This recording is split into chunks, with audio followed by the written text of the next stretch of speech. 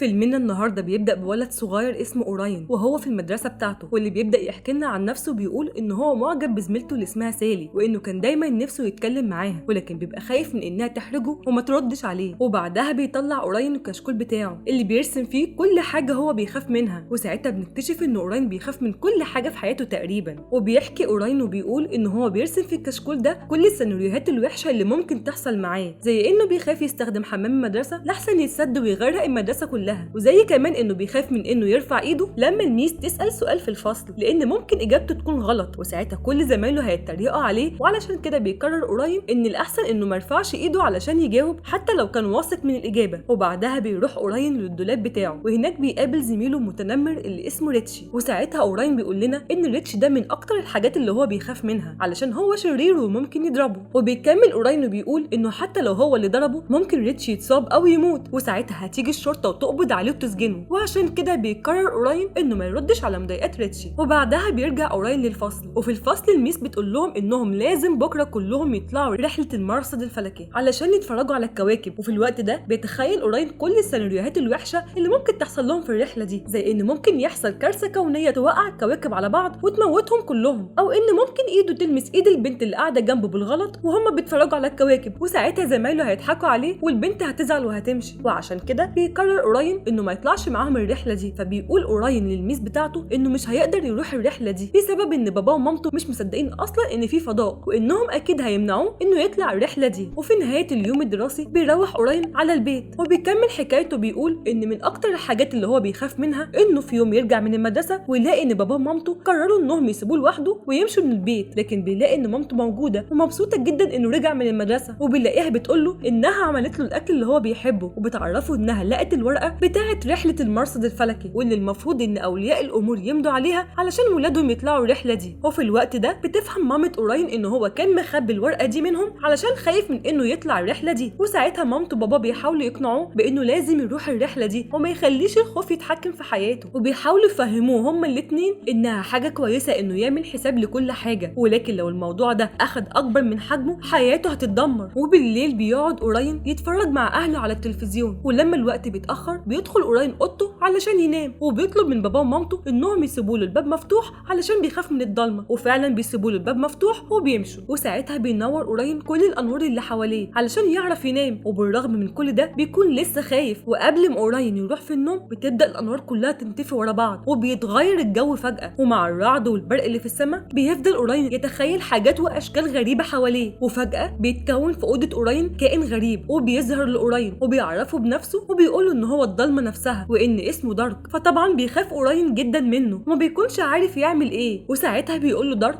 ان هو عارف ان في ناس كتير في الدنيا دي بتخاف منه وخصوصا الاطفال، بس هو اكتر طفل بيفضل يصرخ طول الليل. وعشان كده دارك قرر ان هو يظهر له علشان يثبت له ان الضلمه مش وحشه قوي زي ما هو متخيل، ولكن أوراين برضه بيفضل خايف منه وبيدور على اي مكان علشان يستخبى فيه. وساعتها بيقول له دارك ان الحل الوحيد لخوفه هو ان يجي معاه في رحله ليليه علشان يشوفه بيشتغل ازاي، وبيعرفوا ان هو بعد الرحله دي هيعرف بنفسه ان الضلمه مش بتخوف ولا حاجه. بس أوراين بيرفض الفكره وبيكون لسه خايف منه، فبيفضل دارك يحاول ان هو يقنع أوراين بان هو لازم يجي معاه علشان الليله دي هتكون السبب في تغيير حياته، وانه هيقدر يثبت له ان مفيش اي حاجه تستاهل انه يخاف منها. وبيعرفوا ان هو لو قدر يتغلب على اكبر خوف عنده وهي الضلمه دي حاجه هتساعده في انه يتغلب على اي حاجه تانية من اللي هو بيخاف منها. فبيتشجع أوراين اخيرا وبيوافق، فبيطير دارك وبياخد معاه أوراين وبيبداوا هما الاثنين رحلتهم مع بعض واللي فيها هيلفوا كوكب الارض كله. وبيظهر وقتها ان كل مكان بيعدوا عليه بيتحول لضلمه، وبعد شويه بيظهر كائن تاني واللي اسمه ضوء النهار واللي بيطير في نفس الوقت على اماكن تانية علشان ينورها. وساعتها بيكون أوراين منبهر جدا من اللي هو شايفه، بس برضه بيبقى لسه خايف وبيطلب من دارك ان هو يسيبه ويروح لبيته. ولكن وقتها دارك بيقول له ان المكان اللي هم فيه بيبعد عن بيته بمسافه كبيره، وعشان كده مش هيعرف يروح لوحده، وبيطلب وبيطلب من اوراين ان هو يستنى معاه لاخر الرحله علشان يعرفه على اصحابه من الكائنات الليليه. وفعلا بيروحوا هما الاثنين لمكان اصحاب دارك، وهناك بيتعرف اوراين على الكائنات الليليه واللي هما النوم والارق والهدوء والاصوات المزعجه والاحلام السعيده. وبيقول دارك لاوراين ان هما دول ال5 كائنات الليليه واللي بيساعدوه في شغله، وان كل واحد فيهم مسؤول عن حاجه معينه. وساعتها بتتدخل الاحلام السعيده في الكلام وبتكون متضايقه جدا علشان مش مسموح لدارك ان هو يجيب معاه حد من البشر ويعرفه عليهم. وبتقول له كمان ان الولد ده ممكن يعطلهم عن شغلهم، فبيطلب دارك منها انهم يخلوه معاهم لليله واحده بس، وبيوعدها ان هو مش هيزعجهم وانه هيسيب كل واحد يشوف شغله. فبيوافقوا كلهم وبيسيبوه وبيمشوا علشان يروحوا يشوفوا شغلهم. وبيقول دارك لاوراين ان هم هيروحوا مع بعض دلوقتي علشان يشوفوا الكائنات الليليه بيشتغلوا ازاي. وفعلا بيروحوا هما الاثنين مع كائن النوم، واللي بيعدي على الناس اللي مش جاي لها نوم علشان يساعدهم. وبيستخدم كائن النوم مخده سحريه وبيحطها على وش واحد فبينام. وبيروح بعدها كائن النوم لواحده تانية وبيحط على وشها منديل مخدر وبينيمها هي كمان. ولما بيروح كائن النوم عند بيبي صغير بيطلع مطرقه النوم السحريه، فبيتضايق اوراين جدا وبينادي عليه وبيقول له ان اللي هيعمله ده غلط. فبيتضايق كائن النوم من اوراين وبيطلب منه انه ما يتدخلش علشان يعرف يشوف شغله. فبياخده دارك وبيوديه لكائن الارق، وبيشوفوه وهو بيعدي على الناس اللي خلاص قربت تروح في النوم، وبيفكرهم بذكرياتهم الوحشه اللي حصلت لهم علشان يفضلوا يفكروا فيها. وبعدها بيكمل دارك هو واوراين رحلتهم، وبيروحوا لكائن الهدوء اللي بيروح لمكان معين وبيسحب من المكان كل الدوشه اللي فيه. بس اوراين بيتكلم وبيرجع كل الاصوات من تاني. وساعتها كائن الهدوء بيتضايق من اوراين وبيقوله ان هو بيبوظ شغله، وبيطلب من دارك ان هو ياخد اوراين ويمشوا. وفعلا بياخدوا دارك وبيقول له اوراين ان هو دلوقتي هيوديه عند اهم واحده في الكائنات الليليه، وهي احلام سعيده، واللي بتكون موجوده جوه حلم الواحده نايمه، واللي بتكون خايفه جدا بسبب ان عندها عرض تقديمي بكره في شغلها. وفي الوقت ده بيدخل دارك هو واوراين للحلم وبيتفرجوا على احلام سعيده، وهي بتفرجها على العرض بتاعها وبتطمنها ان هو هينجح وانها هتترقى وان بنتها هتكون فخوره بيها. ولكن في الوقت ده بيتكلم اوراين وبيقول لدارك ان هو لما كان عنده عرض تقديمي في المدرسه حلم ان هو في عياده الاسنان. وبعد ما اوراين بيخلص كلامه بيتحول الحلم كله فجاه لعياده اسنان. وساعتها بيفهم اوراين ان اي حاجه هو بيفكر فيها اثناء وجوده في الحلم هتتحقق. وساعتها بيكمل اوراين كلامه وبيقول ان هو بيخاف من حاجات كتير، زي انه بيخاف من زميله ريتشي اللي دايما بيتنمر عليه. وبيقول لدارك ان هو بيفضل يفكر فيه طول الوقت. وساعتها بيتحول الحلم لكابوس مرعب، واحلام سعيده بتزعق لاوراين لان اللي بيعمله ده بيبوظ شغلها. وفجاه بيظهر ريتشي من تحت الارض وبيكون ضخم جدا، واللي بيقدر يحبس دارك واحلام سعيده في الدولاب. وبيفضل يجري ورا اوراين وبيكون عايز يخلص عليه. ووقتها بينادي دارك على اوراين وبيقول له ان هو لازم يفكر في حاجه ينقذ بيها نفسه. وساعتها بيفتكر اوراين تخيلاته عن الحمام اللي ممكن يتسد ويغرق المدرسه، وفعلا بتنجح فكرته وبيظهر الحمام وبيغرق ريتشي. وبعدها بيظهر باب عملاق وبيسحبه، وبيكون خلاص هيسحب اوراين هو كمان. وساعتها بتقول احلام سعيده لدارك ان اوراين لو مات في الحلم هيموت كمان في الواقع. وساعتها دارك بيقدر ان هو يخرج نفسه وبينقذ اوراين على اخر لحظه، وبياخدوا وبيخرجوا كلهم من الحلم. وبعدها بنشوف احلام سعيده اللي بتكون متضايقه جدا وبتقول لاوراين ان اللي عمله ده كان ممكن يعمل لهم خلل في النظام. فبيزعل اوراين جدا وبيقول ان هو عمره ما هيتغلب على المخاوف بتاعته. فبيرد عليه دارك وبيقول له ان في تحسن كبير في شخصيته، وانه على الاقل ما بقاش بيخاف منه دلوقتي، وان اللي هو شافه في الحلم ده بيثبت ان هو شخص عبقري وعنده تخيلات كتير. فبيشكره اوراين وبيكون مبسوط جدا باللي دارك قاله عنه. وفعلا بيبدا اوراين يتغلب على المخاوف بتاعته وبيبدا يساعد دارك هو وكل الكائنات الليليه في شغلهم. وبعد ما بيخلصوا شغلهم بيروحوا علشان يرتاحوا، فبيتفاجئوا كلهم بضوء النهار وهو جاي ناحيتهم، واللي بيشوفوا ان هو بدا ينور مكان قريب منهم. وساعتها بيقول دارك لاوراين ان ضوء النهار ده هو ألد اعدائه، وانه لو فضل واقف وضوء النهار عدى عليه ممكن يخفيه للابد، وانه لازم دلوقتي يهرب منه بسرعه. وفعلا بيهرب دارك هو وكل اللي معاه قبل ما النهار يلحقهم، وبيفضلوا كلهم يطيروا لحد ما بيوصلوا لمكان ضلمه. وهناك بيبدا اوراين ان هو يتكلم مع الكائنات الليليه وبيقول لهم ان برغم حبه لدارك الا انه لسه بيخاف من الضلمه، وانه مازال بيحب النهار وبيحس فيه بالامان والدفى. وساعتها دارك بيسمعه وبيزعل منه جدا، وبسبب كلام اوراين عن ضوء النهار بيخلي كل الكائنات الليليه يفتكروا انهم على طول عايشين بالليل، وبيقولوا انهم ممكن يعملوا نفس الشغل اللي هما بيعملوه لكن مع النهار، وان ده هيكون اسهل ليهم. وللاسف الكلام اللي قاله اوراين خلى من غير ما يقصد كل الكائنات الليليه تحس فعلا ان النهار احسن بكتير من الليل. وبعدها بيروحوا كل الكائنات الليليه لدارك وبيبداوا انهم يتكلموا معاه وبيقولوا له انهم زهقوا منه وانهم مش عاوزين يشتغلوا معاه تاني. فبيرد عليهم دارك وبيقول لهم انهم فريق واحد وان ما ينفعش حد فيهم يمشي ويسيب الباقي، وده علشان يفضلوا محافظين على النظام. وبيفضل دارك يعمل محاولات كتير علشان يقنعهم بكده، ولكن للاسف بيكونوا كل الكائنات الليليه مصممين على قرارهم. وساعتها بيمشي دارك لوحده وهو زعلان، فبيروح اوراين وراه وبيحاول ان هو يصالحه وبيطيروا هما الاثنين. وبيفضل اوراين يتكلم مع دارك وبيقول ان هو ما كانش يقصد يعمل كده وان هو بيحبه جدا، ولكن بيقول له دارك ان هو كان عنده حق في انه ما يحبش الضلمه، وانه عارف ان محدش بيحبه وان كل الناس بتخاف منه وحتى اصحابه سابوه ومحدش منهم عاوز يشتغل معاه تاني. وفي الوقت ده بيجي ضوء النهار وبيقرب منهم، واللي بيفضل ينادي على دارك علشان يتحرك لانه لو فضل واقف مكانه هيخليه يختفي للابد. ولكن وقتها بيكون دارك محبط جدا ومش عاوز يتحرك، وساعتها بيفضل اوراين ينادي عليه هو كمان علشان يتحرك، ولكن دارك بيفضل مكانه لحد ما بيجي ضوء النهار وبيعدي عليه، وبكده بيختفي دارك وبيختفي معاه الضلمه للابد.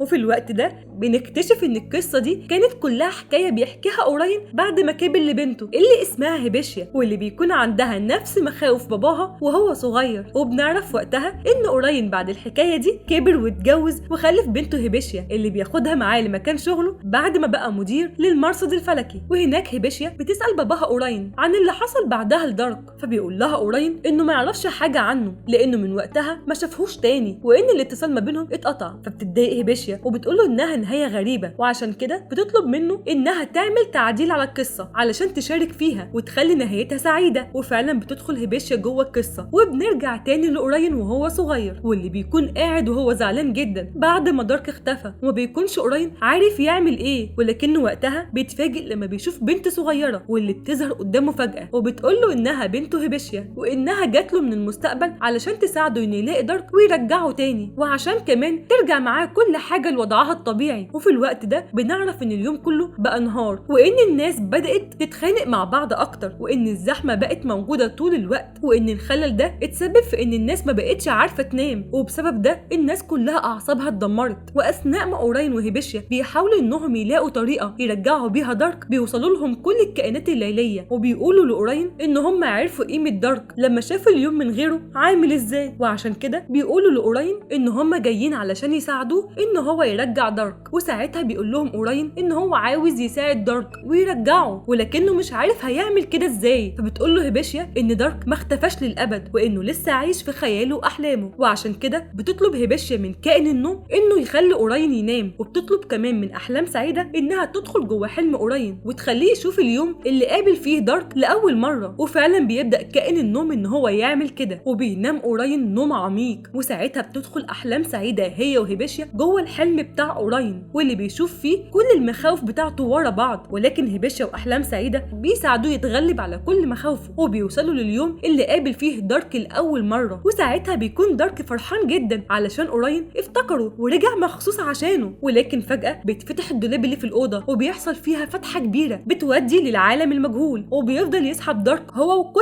المخاوف بتاعه اوراين. ووقتها بتظهر احلام سعيده وبتقول لاوراين انها مش هتقدر تعمل حاجه لان ده بسبب المخاوف اللي لسه جواه وهو اللي لازم يتغلب عليها بنفسه علشان يحل المشكله دي. وساعتها بتقول هيبشيا لاوراين انه لازم ينقذ دارك ويتغلب على مخاوفه لانه لو خاف دلوقتي دارك هيختفي للابد ومحدش هيعرف يخرجه تاني. وساعتها بيتشجع اوراين وبيقرر ان هو ينزل ورا دارك علشان ينقذه، وبتبدا هيبشيا هي واحلام سعيده يساعدوا اوراين وبيعملوا حبل من القماش وبينزلوه بيه، وساعتها بيمسك اوراين هو ودارك في الحبل ده قبل ما الفتحه تسحبهم، ولكن فجاه بتقطع جزء من الحبل ده وساعتها بيروح دارك وبيمسك اوراين وبينط بيه وبيمسك جزء تاني من الحبل، ولكنهم وقتها بيشوفوا جزء تاني وهو بيتقطع منه. وساعتها بتطير احلام سعيده وبتخرج بره الحلم وبتقول لباقي الكائنات الليليه انهم لازم يصحوا اوراين بسرعه لانه لو مات في الحلم هيموت في الواقع. وفعلا بيفضلوا كل الكائنات الليليه يعملوا اصوات عاليه وبينادوا على اوراين علشان يصحوه بسرعه، ولكن كل محاولاتهم بتفشل لحد ما بتقرب هدوء من اوراين وبتقول له يصحى لانه لو فضل نايم الرحله بتاعته هتروح عليه ومش هيعرف يشوف سالي تاني. وساعتها بيصحى اوراين على طول، وفعلا بيقدر ان هو ينقذ دارك، وبيخرج دارك من الفتحه وبيخرج بيه بره الحلم. وساعتها بيكون دارك فرحان جدا لانه رجع للحياه مره تانية. وبعد ما كل حاجه بتخلص بيكون اوراين فرحان علشان قدر ان هو ينقذ دارك. وفي الوقت ده بيقرر دارك ان هو يرجع اوراين هو وهيبشيا للبيت. وبعد ما بيوصلوا كلهم بيروح دارك لاوراين وبيودعه وهو زعلان وبيسيبه وبيمشي. ولكن للاسف بتتعلق هيبشيا في الزمن ده، ما بيكونش اوراين عارف هيرجعها ازاي للزمن بتاعها. ولما بيطلعوا هما الاثنين للاوضه بتاعه اوراين بيظهر لهم فجاه ولد صغير اسمه تيكو، وبيقول لهم ان هو جاي من المستقبل بآلة الزمن بتاعته علشان يرجع هيبشيا للزمن بتاعها. وفعلا بيجهز تيكو آلة الزمن بتاعته وبياخد هيبشيا وبيرجعوا للزمن بتاعها، وبيودعها هي وباباها اوراين وبيمشي. وبتعدي سنين كتير وبنشوف تيكو الولد الصغير ده وهو بيحكي لمامته هيبشيا انه قدر ينقذها وهي صغيره من القصه، وبيحكي لها انه رجع بيها للزمن بتاعها. فبتقول له هيبشيا انهم كده هما الاثنين قدروا يتغلبوا على مخاوفهم، وبتسيبه علشان ينام. وبتخرج هيبشيا وبتسلم على باباها اوراين اللي بنشوفه بعد ما كبر وبقى راجل عجوز، واللي بيسالها عن حفيده تيكو. فبتقول له هيبشيا انه اخيرا حط نهايه للقصه بتاعته وانه قدر يعمل آلة زمن ويرجع كل حاجه لمكانها. فبيضحك اوراين وبيقول لها ان القصص بتاعتهم مش بتنتهي ابدا، وبنرجع وقتها للقصه من تاني. وبنشوف اوراين اللي راح رحله المرصد الفلكي بعد ما قدر ان هو يتغلب على خوفه. واخيرا بيقدر اوراين ان هو يعترف لزميلته سالي بحبه. وبنرجع بعدها لوقتنا الحاضر وبنشوف اوراين ومراته سالي وهم قاعدين بيتفرجوا على النجوم، وبيفتكر اوراين الرحله اللي اخدها مع دارك واللي قدر بيها ان هو يتغلب على كل مخاوفه.